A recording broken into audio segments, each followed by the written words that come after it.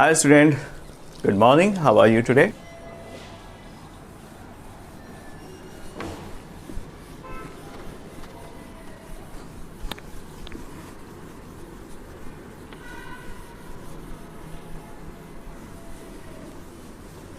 COD.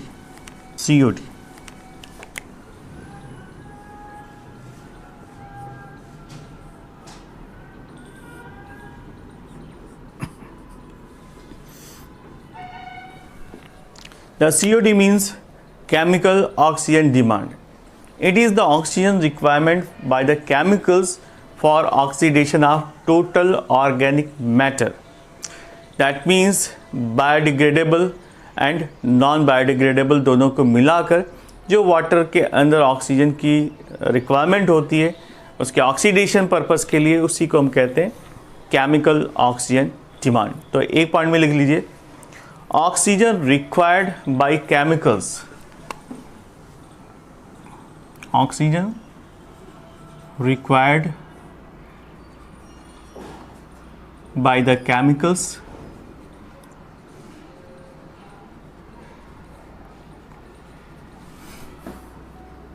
for the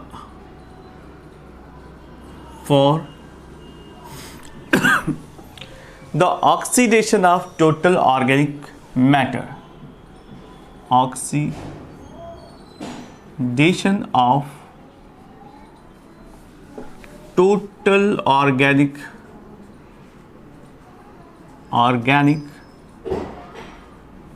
matter is known as chemical oxygen demand. So इस case में दोनों ही आ जाता है, चाहे वो बायोडिग्रेडेबल हो या फिर non biodegradable. Biodegradable plus non biodegradable in water. Okay, so that is the definition of CO2. इसी को हम COD कहते हैं. Note, the COD value is always higher in water. जो केमिकली ऑक्सीजन डिमांड है वो हमेशा BOD से ज़्यादा होती है. तो ये लिख लीजिए, COD chemical oxygen demand is always higher than BOD. Is always higher than BOD value. All right, clear? Next आता है बायोलॉजिकल मैग्नीफिकेशन. बायोलॉजिकल मैग्नीफिकेशन के बारे में मैंने पहले भी बताया है, फिर भी इसको वापस से समझ लेते हैं क्योंकि इसका रिलेशन है वाटर के साथ. तो बायोलॉजिकल मैग्नीफिकेशन में वो नॉन बायोडिग्रेडेबल हैवी मेटल्स जिसकी डेंसिटी 5 ग्राम पर सेंटीमीटर क्यूब होती है या उससे ज़्यादा होती है, वो पॉल्यूटेंट कहलाते हैं, जैसे कि aluminium, mercury, iron, DDT, pesticide और फिनोलिक कंपाउंड्स जैसे ABS यानी अल्कली बेंजीन सल्फोनेट. क्योंकि ये डिकम्पोज नहीं होते, किसी भी माइक्रो ऑर्गेनिज्म के थ्रू इनका डिकम्पोजिशन पॉसिबल नहीं हो पाता. That is why they get accumulated in the tissues in increasing concentration. जैसे जैसे ये ह्यूमन प्लांट से ह्यूमन की बॉडी में ये स्टोर होने लगते हैं, टिश्यूज़ में इकट्ठा होने लगते हैं, और जैसे जैसे इनका कंसंट्रेशन फूड चेन में इंक्रीज़ होने लगता है सक्सेसिव ट्रॉपिक लेवल पे, जैसे फिशेस से बिग फिशेस से जो है जो टॉप कॉर्निवोरस होते हैं उनके बॉडी में इंक्रीज़ करने लगता है. इसी को हम कहते हैं biological magnification. The highest concentration occurs in the top carnivorous या टॉप कंज्यूमर्स. तो हमेशा जो बायोलॉजिकल मैग्नीफिकेशन है वो हमेशा टॉप कंज्यूमर की बॉडी में ज़्यादा अमाउंट में स्टोर दिखाई पड़ता है। तो लिख लीजिए biomagnification.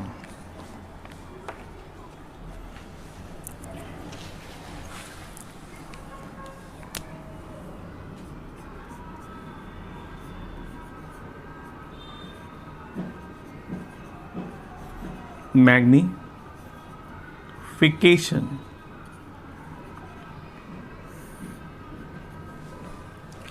biomagnification is the increasing concentration of certain chemicals or inorganic substances or heavy metals। तो लिख लीजिए the non biodegradable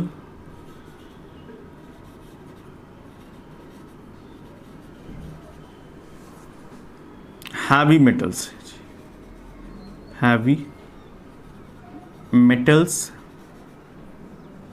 for example कौन कौन से? Aluminium, mercury Hg plus Fe,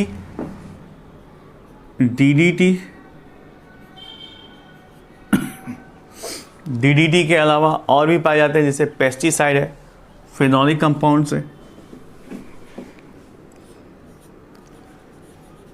pesticides, phenolic compounds, ABS जिसका फुल फॉर्म है alkyl benzene sulphonate, alkyl benzene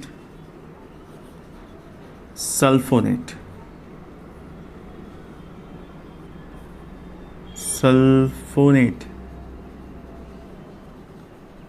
all right। So in this way they are creating biomagnification because they cannot be decomposed by the microorganism, they cannot be decomposed by microorganism।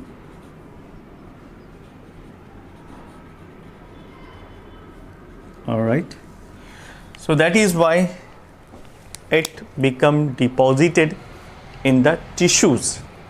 और ये जैसे जैसे accumulate होकर different food chain में successive trophic level में बढ़ते चले जाते हैं, इसी को हम बायोमैग्निफिकेशन कहते हैं। और बायोमैग्निफिकेशन आपको सबसे हाईएस्ट टॉप कंज्यूमर में ही दिखाई देता है, right. So it occurs as a toxic substance accumulated by the organism that can not be metabolise और excrete and pass to the next higher tropical level. तो ये जैसे ही बॉडी में डिपॉजिट हो जाते हैं, ना तो इनका मेटाबॉलिक एक्टिविटी में कोई रोल होता है, ना तो ये बॉडी से एक्सक्रीट हो पाते हैं, ये आगे चलकर धीरे धीरे टॉक्सिसिटी को जनरेट करते हैं। तो मोस्ट कॉमन जो बायोमैग्निफिकेशन देखा जाता है वो मर्क्यूरी और DDT का देखा जाता है। ये मर्क्यूरी एंड DDT ये बायोमैग्निफिकेशन में काफ़ी ज़्यादा अहम रोल प्ले करते हैं, ठीक है। DDT concentration start from the 0.003 ppb in water, ठीक है। और इसका जो लेवल स्टार्ट होता है कहाँ से होता है? 0.003 ppb। सो अगर DDT की वैल्यू वाटर में कितनी है? 0.003 पार्ट्स पर बिलियन, इतने कम लेवल में होने के बावजूद भी ये पोल्यूशन स्टार्ट कर देता है, यानी बायोमैग्निफिकेशन की प्रोसेस स्टार्ट हो जाती है। So it can ultimately reach 25 parts per million in the fish eating birds. तो धीरे धीरे ये फिशेस में फिशेस से ये बर्ड्स में इंक्रीज कर जाता है और इसका अमाउंट कितना इंक्रीज हो जाता है, up to 25 ppm parts per million. ये बिलियन में है, वो मिलियन में है, राइट। तो DDT, ये देखिए फिशेस टू बर्ड्स,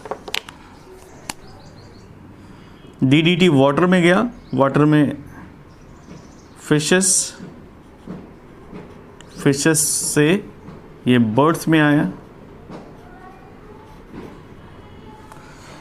और फिशेस में इसकी वैल्यू कितनी है,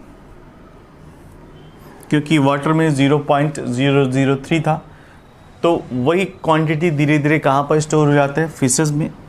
तो ये वाटर है, ये वाटर के अंदर है, तो यहाँ पर कंसंट्रेशन 0.003 पार्ट्स पर बिलियन, और ये धीरे धीरे फिशेस से बिग फिशेस में स्टोर होते हुए बर्ड्स तक आती है, जो बर्ड्स फिशेस को ईट करते हैं, और यहाँ पर कंसंट्रेशन बढ़ जाता है 25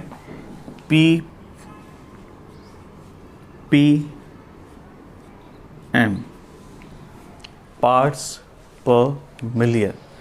तो in this way the DDT stored, ये किसका मैग्निफिकेशन हो रहा है, DDT का, ठीक है, क्योंकि ये ना तो मेटाबॉलिक एक्टिविटी में इस्तेमाल होते, ना तो ये एक्सक्रीटरी सब्सटेंस के थ्रू बाहर निकलते, तो इनका डिपोजिशन कहाँ पर होने लगता है, मसल्स में, टिश्यूज़ में, right. Next, high concentration of DDT अगर बॉडी में इकट्ठा हो जाती है तो इसके लॉस क्या है, नुकसान क्या होता है। If the high concentration of DDT is deposited in the skin, in the tissues and muscles, then it will disturb the metabolism of calcium. तो बर्ड्स के अंदर जो कैल्शियम मेटाबॉलिज्म है वो पूरी तरह से डिस्ट्रॉय हो जाता है। इसकी वजह से क्या होता है कि जो एग सेल होते हैं बर्ड्स के, वो पूरी तरह से डेवलप नहीं हो पाते। आपको पता है कि जो एग सेल है उनकी मजबूती के पीछे कैल्शियम है। अगर कैल्शियम की अमाउंट बराबर नहीं होगी तो वो प्री मैच्योर ब्रेक हो जाएंगे, और इसकी वजह से जो बर्ड की पॉपुलेशन है वो डिक्रीज़ हो जाएगी, क्योंकि premature breaking of egg से जो चाइल्ड है वो डेवलप ही नहीं हो पाएंगे। एम्ब्रियो पहले से ही मैच्योर नहीं था और इसकी ब्रेकिंग हो गई तो वो डेवलप ही नहीं हो पाएंगे। दैट मीन्स ये सीधे सीधे या यूँ कहें इनडायरेक्टली ये बर्ड की पॉपुलेशन को हिट करता है। तो नेक्स्ट पॉइंट में लिखिए,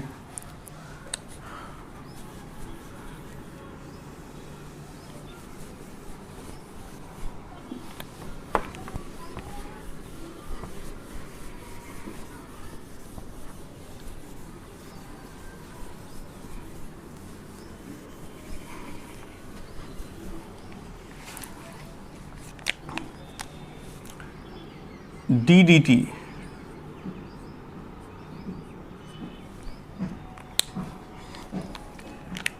ये आगे चलकर क्या करता है, डिस्टर्ब द कैल्शियम मेटाबॉलिज्म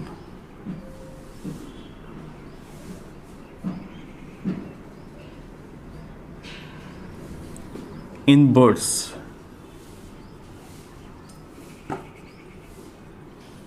इसका रिजल्ट क्या होता है, प्रीमैच्योर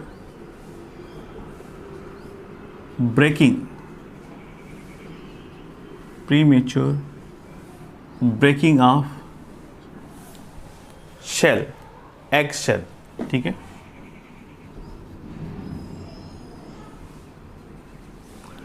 इसकी वजह से जो एग सेल है वो पहले ही टूट जाती है, और इसका रिजल्ट क्या होता है, अल्टीमेटली जो बर्ड है उसका फॉर्मेशन नहीं हो पाता, तो that means decline in the bird population, decline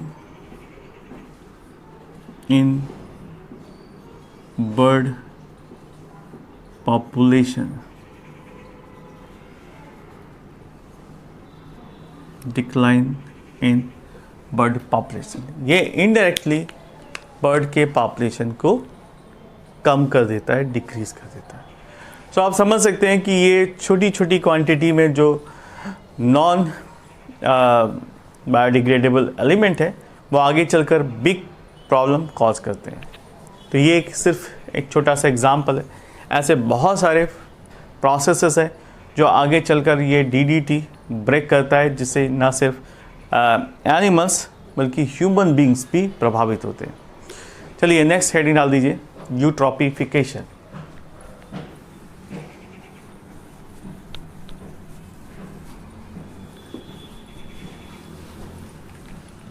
next heading है यूट्रोफिकेशन।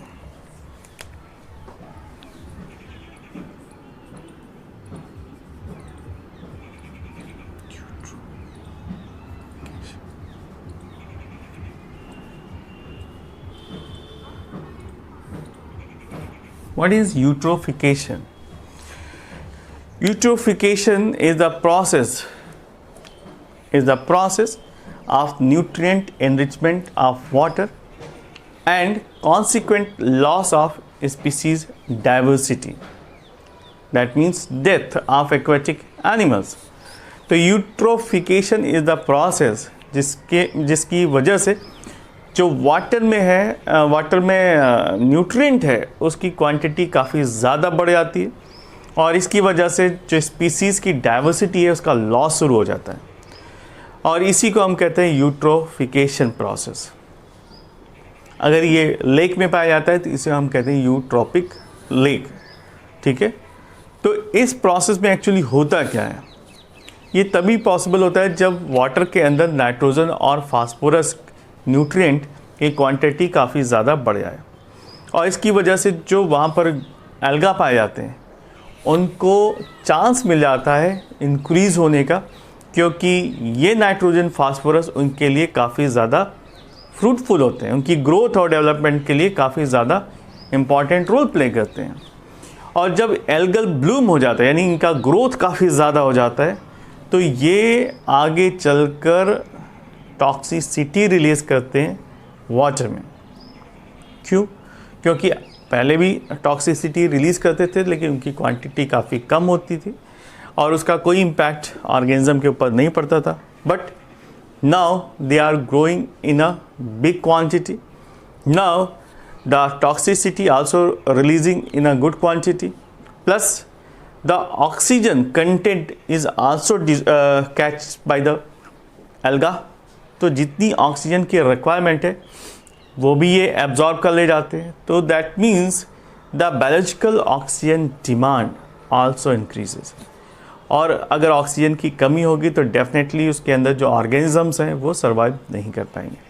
तो यूट्रोफिकेशन से एल्गा को फ़ायदा होता है, लेकिन जो दूसरे एनिमल्स हैं एक्वाटिक उनकी डेथ होने लगती है। That is why eutrophication is not good. Alright, तो पहले लिखते हैं cause. Eutrophication is cause because of increase good quantity of nitrogen and phosphorus nutrient.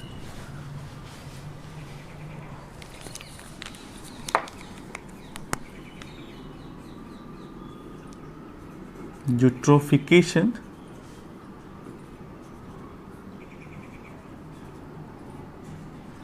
is causes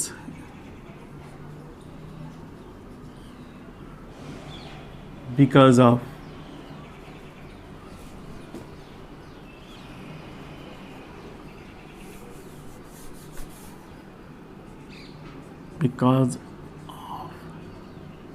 increase good amount of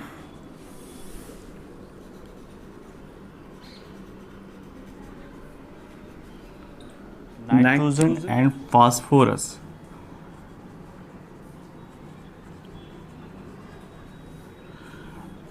nitrogen और phosphorus की quantity यानी ये जो nutrients हैं इनकी क्वांटिटी ज़्यादा बढ़ जाती है और इसकी वजह से क्या होता है?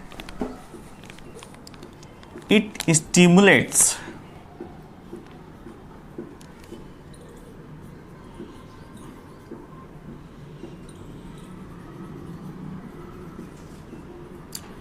the growth of alga,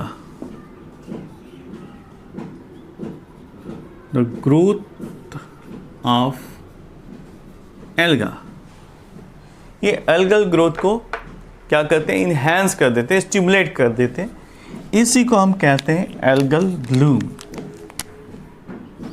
It is known as algal bloom. Okay और जब एल्गल ब्लूम बढ़ जाता है किसी भी पॉन्ड में, किसी भी लेक में, तो जितनी भी डिज़ोल्व ऑक्सीजन है वो यूटिलाइज करने लगता है बहुत तेज़ी के साथ. That means the dissolve oxygen concentration start decreasing.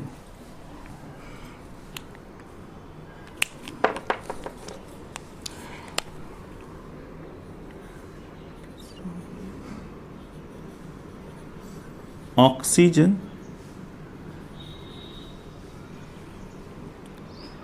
start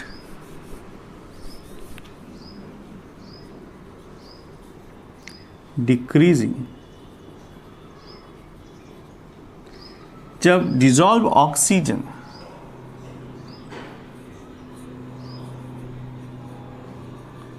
decrease होना शुरू हो जाएगी तो ये नेचुरली क्या करेंगे, ये इंक्रीज कर देंगे बायोलॉजिकल ऑक्सीजन डिमांड. तो इंक्रीजेस